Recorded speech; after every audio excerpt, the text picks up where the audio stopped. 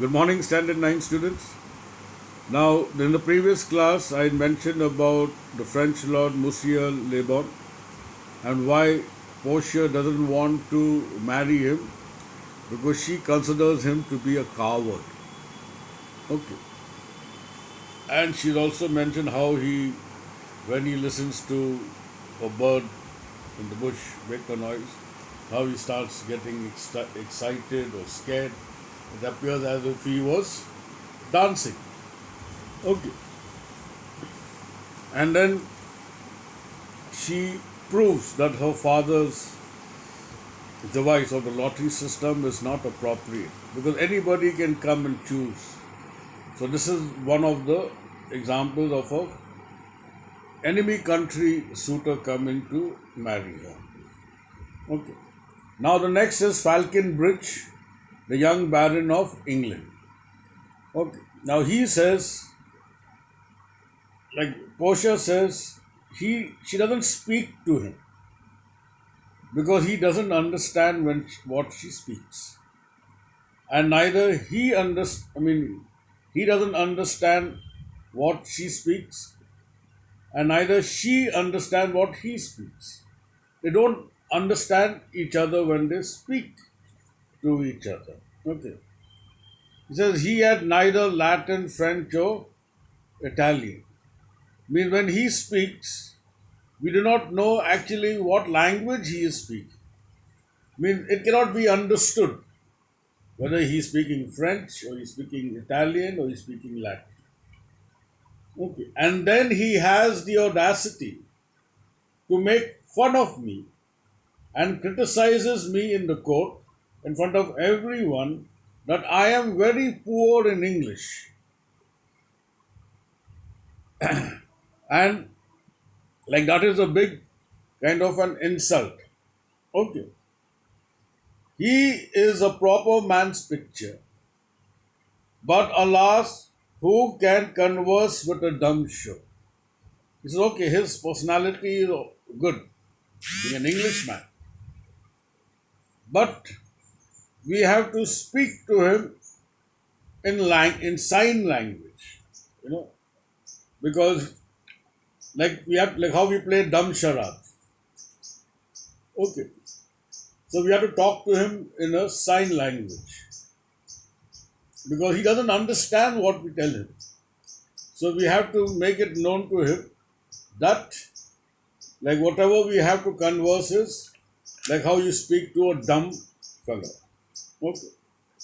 How oddly he is suited, very funnily he is dressed.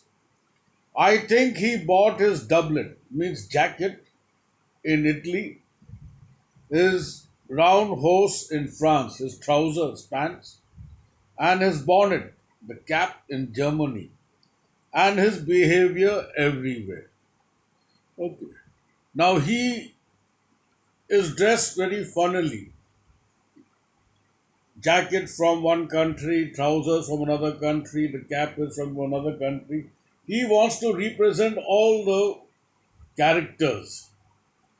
He wants to dress up like how other countries they have the dress code. But actually, in other words, he is making a fool of himself because he does not know his own identity.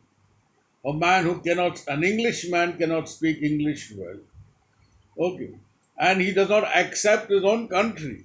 He is going and wearing clothes from another country. So that is why she says, and his behavior everywhere. He wants to behave like like a Frenchman, Italian, and all German. So that is why he is not fit to be my husband.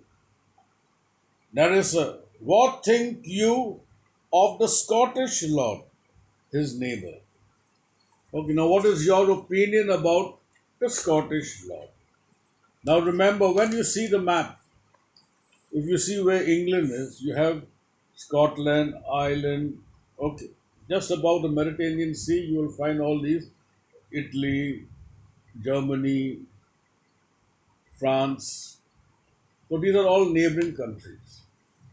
Now, Scotland is very closely attached to France. Okay, they're very good neighbors, and anyone who is a good neighbor to France becomes the enemy of the English people. That he had a neighborly charity in him, for his borrowed, for he borrowed a box of the year of the Englishman. Now, what happens? Like here again, she is criticizing or making fun of the Scottish Lord. Like he is not strong and brave and bold enough to fight his own battle. And because he takes help from the French people, so the Englishman got irritated and he boxed him in the ear, punched him in the ear. Okay. Now the Scottish fellow, he says that he will return it back, means he will pay back or he will retaliate in the same manner. Okay, he will retaliate in the same manner means he will give it back to the Englishman. He will give the Englishman a box. All right. Now the Englishman felt, how could he return back the box, means the punch? How can he fight back with me with his own strength? It means that he is going to take help from France. And because he is going to take his help from France, the Englishman gave him another box. Now, the reason, the idea why Portia is saying this, it is mainly because Scottish are very inferior people. They need somebody else's help if they want to achieve something. They cannot do, they're too weak to do things on their own. So, how can she marry the Scottish lord when he is going to seek help from another country? He cannot do things all by himself. So now the fifth suitor is also discarded, rejected by Portia. Okay. How, Nerissa, like you, the young German, the Duke of Saxony fell nephew. Okay. Now, what is your opinion about the young German, the Duke of Saxophony's nephew? Now, listen very carefully. Very vilely in the morning. Okay. Very vilely in the morning when he is sober. In the morning, vilely means wicked. Okay. And he is not in his proper sense even when he is sober. Sober means without consuming any alcohol. And most violently in the afternoon when he is drunk. Means even when he doesn't drink, it appears as if he is drunk. Okay.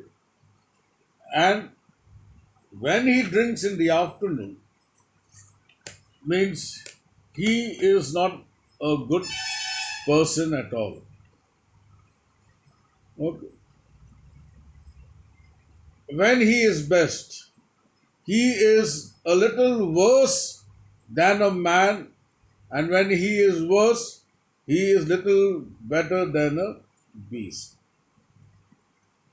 And the worst fall that ever fell, I hope I shall make shift to go without him. Okay. Now he is actually, she describing an alcoholic person. So even when he is not drunk in the morning, he doesn't drink in the morning, he still appears to be drunk. And as he keeps on consuming more and more liquor or wine, what happens is the nature of a man keeps disappearing from him. So as he keeps on drinking and he gets drunk, he is like a savage, okay, like a wild animal. It's only that he is like a man. So now a person like this, how can she marry an alcoholic? Here it clears that the Duke of Saxophony's nephew is an alcoholic person. Throughout the day, he is only consuming wine. Okay. And if he should offer to choose and choose the right casket, he said, now what happens if he chooses the right casket?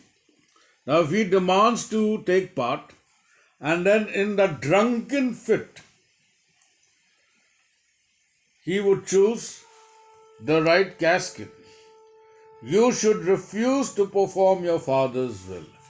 Now, in that case, if he chooses the right casket in the drunken fit, so I would suggest now you do not follow, or in other words, you got to break the promise which you made to your father. Means you got to go against the device of the lottery system.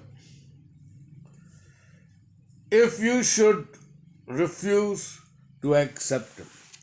Now, if you refuse to accept him, means you will be going against your father's decision. So now, see, Portia is a very nice daughter. She is obedient.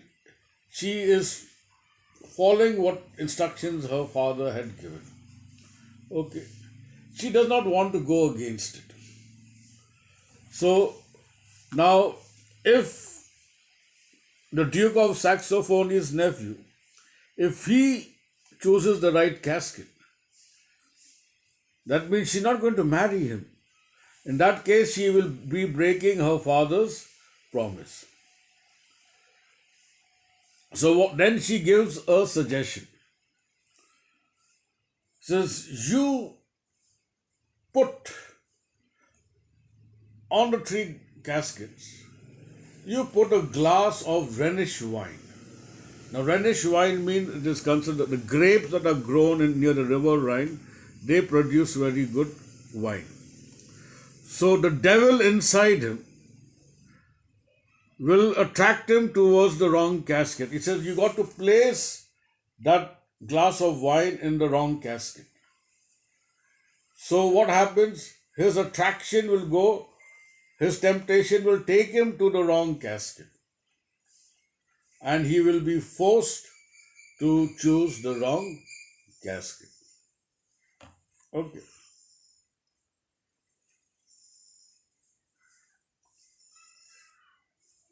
I know he will choose it.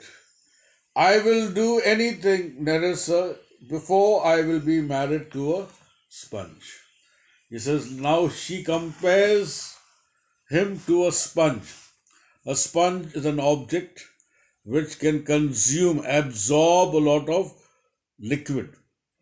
Okay. Water and all that. So she says, marrying the Duke of Saxophony's nephew is like marrying a sponge. He is a man who can consume a lot of liquor. So that is why she wants that a glass of wine should be placed in the wrong casket, so he makes a wrong decision. I'll end it here. In the next class, I will continue. Thank you.